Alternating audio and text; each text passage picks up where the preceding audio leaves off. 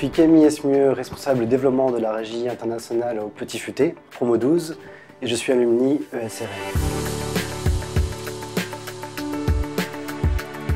Je suis dans une entreprise qui s'appelle Le Petit Futé, donc c'est un éditeur de guides de voyage. C'est le leader francophone en termes de nombre de destinations, c'est-à-dire qu'on a autant de guides que de jours dans l'année.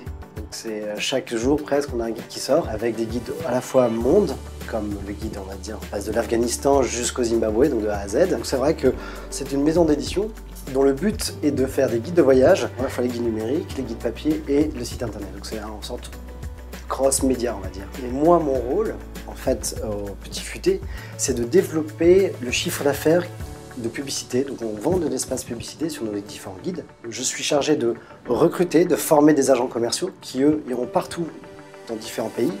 On va rencontrer le responsable du petit restaurant au fin fond de San Francisco, comme on peut aller rencontrer le ministère du Tourisme au Cameroun. Voilà. Donc c'est assez large, petit compte et grand compte.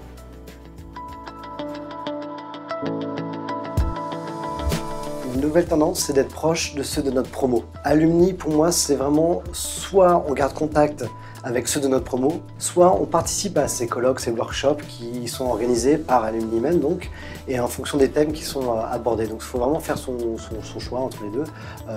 Moi, j'ai vraiment opté sur le fait de garder contact avec ceux de ma même promo ou celle de P13. Mais ceux qui sortent d'école, je pense que c'est aussi important de voir qu'est-ce qui a été fait avant et donc vraiment ne pas hésiter à lire la newsletter. Il peut y avoir des bonnes informations, des bons conseils. Donc Alumni, c'est bien pour aussi les colloques, les workshops ou les sorties. Et surtout garder contact, c'est ce que j'ai fait personnellement, garder contact avec ceux de sa promo pour voir qu'est-ce qu'ils sont devenus et puis ne pas hésiter à échanger. Et ça peut aussi amener d'autres nouvelles idées aussi, si on cherche tel travail, tel poste. Et ça permet d'ouvrir un petit peu son esprit, se dire voilà, qu'est-ce qu'il y a autour de moi et qu'est-ce que font les autres. C'est bien se comparer, ça nous permet aussi de voir ce qu'il y a ailleurs et donc, du coup, voilà, trouver d'autres opportunités parce que c'est vraiment ça qui est important. Dans ce domaine du tourisme, je pense que les étudiants le savent quand ils sont à l'ESRN. Quand ils cherchent du travail, le mieux c'est vraiment d'aller sur des sites qui sont vraiment spécialisés. Et je sais qu'à l'époque, et maintenant encore ça se développe de plus en plus, le site qui s'appelle CVWeb.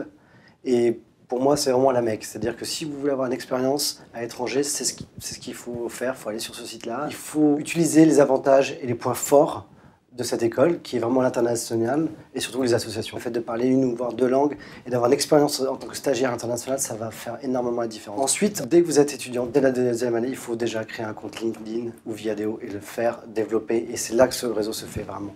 Et faire attention aussi aux réseaux sociaux personnels, c'est-à-dire si vous avez un compte sur Facebook, sur Instagram ou autre, moi en tant que recruteur, parfois ça nous arrive de vérifier sur internet le nom de la personne et on va voir derrière. Et souvent le réseau social comme type Facebook arrive en premier et ça c'est une image que vous donnez à l'entreprise ou aux personnes que vous souhaitez rencontrer pour avoir un tel poste et ça peut jouer des tours. Donc vraiment LinkedIn, Viadeo, côté professionnel et côté personnel, mettez-le de côté parce que ça peut vraiment être dangereux de mêler un peu les deux.